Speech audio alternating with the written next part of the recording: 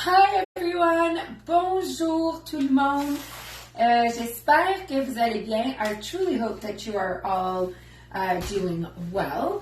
So I wanted to come on and show you guys how to do an omelet sheet pan. We're having omelets for lunch, and so even though it's only me and two of the boys, I'm going to be using Epicur's quarter sheet pan, so not our regular sheet pan, though when the six of us are together, I do use the big sheet pan or the oversized sheet pan. So today I'm going to be working with that quarter sheet pan. Alors, aujourd'hui, je vais vous faire une omelette, c'est moi avec les deux garçons, fait que je vais faire l'omelette sur les petites plaques, sur la petite plaque, je vais dire, qui vient dans un ensemble de deux. Mais lorsque c'est tous les six, effectivement, je fais en sorte que j'utilise la grande plaque de cuisson. Alors, c'est la plaque de cuisson avec le petit tapis en silicone. So, the quarter sheet pan liner with the quarter sheet pan. So I'm just putting a little bit of canola, guys. You do not want to be putting ham or anything other than an oil spray because it will actually eat up your silicone. So I'm going to be using approximately 6 eggs here with the quarter sheet pan. Now if you're doing the larger one, you'll be using 12. Alors, j'utilise 6 œufs en total pour la petite plaque. Et lorsque j'utilise la grande plaque, je me sers de 12 œufs. Okay? You could do it with egg whites. Obviously, you'd have to probably put almost, I'd probably say about a 2 cup of egg white, and I'm just guessing here. So, si vous utiliseriez un blanc d'œuf, je pense qu'il vous faudrait environ 2 tasses. Alors, je vais juste mélanger ici les œufs. So, just mixing up here, or beating up the 6 eggs. I'm going to be adding a tad of milk. Alors, je vais rajouter une petite affaire de lait. Pas grand-chose. Peut-être un quart de tasse, même pas.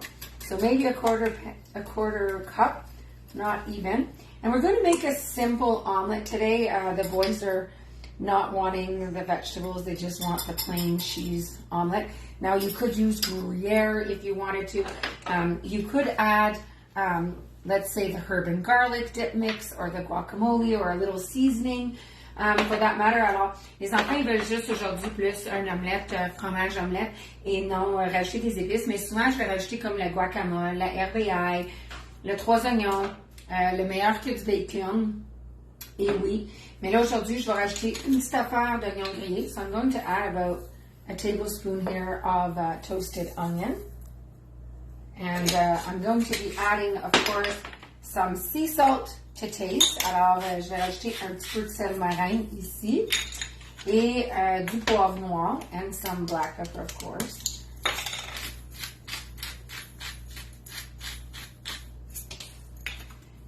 I'm going to whisk this up.